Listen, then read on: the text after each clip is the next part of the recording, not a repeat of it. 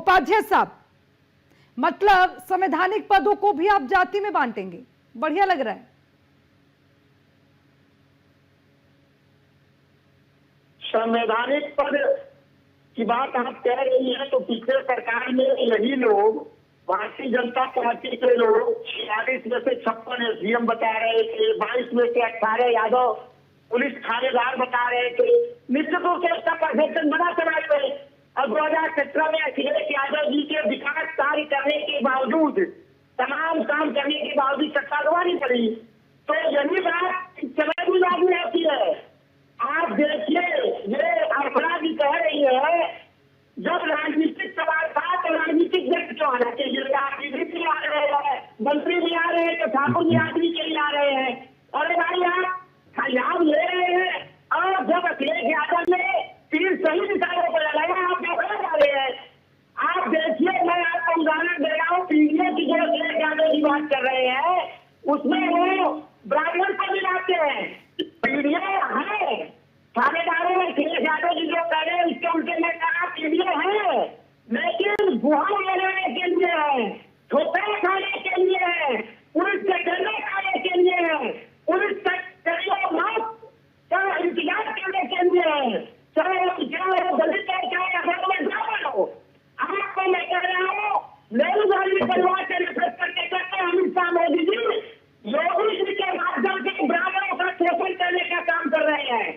योगी जी चाहे हरिशंकर तिवारी से लेके और परिवार का जो है वो अपना, यानी उपाध्याय जी, कुल मिलाकर आप पीडीए के हितैषी बनने के चक्कर में थानेदारों की जाति भी अब खोजेंगे, ये कह रहे हैं?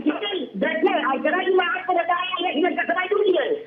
आप पीडीए के साथ साथ ये ब्राह्मणों से कितना नफरत करते हैं? अरे ये तो स्पष्ट तौर पर कहा ना आपके सहयोगी और सपा के अध्यक्ष ने करके आप ये भी सोच लें डिप्टी सीएम हमारे ब्राह्मण है। और बता दें आपको, जरा अर्चना जी मुझे जवाब देने दीजिए इनको। ये जो लगातार कोशिश कर रहे हैं पीडीए के हितैषी में, बता दें पीडीए क्या है इनका। अर्चना जी, मैं आपको उदाहरण दे रहा हूँ। जब कोई मंच संचालन होता है, अखिलेश यादव जी, धर्मेंद्र यादव जी, तेज प्रताप यादव जी, और कौन है? मुस्लिम ले लीजिए, और दलित कहाँ है? दलित चेहरे दिखाइए आपकी पार्टी में।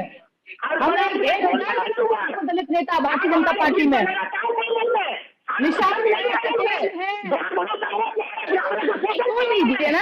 आपका पीडीए पर काम कर रही है भारतीय जनता पार्टी, आप लोग सिर्फ ड्रामा कर रहे हैं, गा रहे हैं। शोषण तो नहीं है। अर्चना जी, मैं एक उदाहरण बताता हूँ, मैं बनारस का रहने वाला हूँ। उपाध्याय साहब और पन्ना जी को शोषण कर रहे हैं, आप ये कह रहे हैं। लेकिन उपाध्याय साहब, आप आंखें तो बंद मत करिए। अब आप दिन में आंखें बंद करेंगे तो अंधेरा नहीं होगा। ये बात मेरी हो सकता है नितेंद्र जी को बुरी लगे, पिछली बार बुरा मान गए थे, मुझे याद है। उपाध्याय साहब, मैं ये बात क्यों कह रही हूँ? उपाध्याय साहब समझिए, मैं ये बात क्यों कह रही हूँ? ये बात मैं इसलिए कह रही हूँ कि ये तो स्पष्ट तौर पर कह रखे ना अखिलेश यादव जी कि पीडीए, उन्होंने 1 सेकेंड, पीडीए का उन्होंने जिक्र करते हुए कहा कि कितने पीडीए थानेदार हैं, कितने पीडीए की पोस्टिंग हो गई। भाई ये तो उन्होंने स्पेसिफिक किया। इसका मतलब आप पीडीए के हितैषी बन रखे हैं ना। इसमें तो पॉलिटिकल, आपको पॉलिटिक्स की वो नहीं आती। तब मैं कह रही हूँ, खाकी में जाति क्यों खोजते हैं? कांग्रेस पार्टी हर समाज हर वर्ग की बात करता है। जब ठाकुर राज को आप बढ़ावा देंगे तो ब्राह्मण राज का शोषण करेंगे कि नहीं करेंगे? ब्राह्मणों का शोषण करेंगे। जब आप पोस्टिंग में सामान्य वर्ग में ठाकुरों को ही बहाली करते रहेंगे, तो जो गरीब वर्ग में जो आपको सत्ता मिलेंगे, ब्राह्मणों का जो है अपमान होगा, ब्राह्मणों की अनदेखी होगी कि नहीं होगी? अर्चना जी, मैं एक उदाहरण में दे रहा हूँ। बनारस में जो है चौकी इंचार्ज से विकास पांडे थी, सोलरपुर चौकी इंचार्ज से वहां पर उन्होंने 1.5 करोड़ की चोरी पकड़ी। उनको जो है अपने दिन के नेता ने बदतमीजी की, उन्होंने भी कानून के अनुसार बात के लिए विचार किया, उनका ट्रांसफर हो गया रमना चौकी पर। रमना चौकी में उन्होंने खोपटी के तमाम तस्करों पर कार्रवाई की, उनका ट्रांसफर हो गया, फिर दूसरे जगह हो गया। एक फायदा हो तो ओके, ठीक है उपाध्याय साहब, अब ठीक है।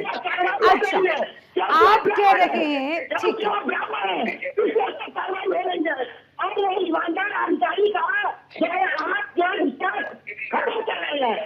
अच्छा, ओके, यानी कि कांग्रेस सपा कुल मिलाकर ये कह रही है विशेष जाति को प्राथमिकता दी जा रही है, ब्राह्मण और ठाकुरों को तरजीह दी जा रही है। ये आपकी बातों से मुझे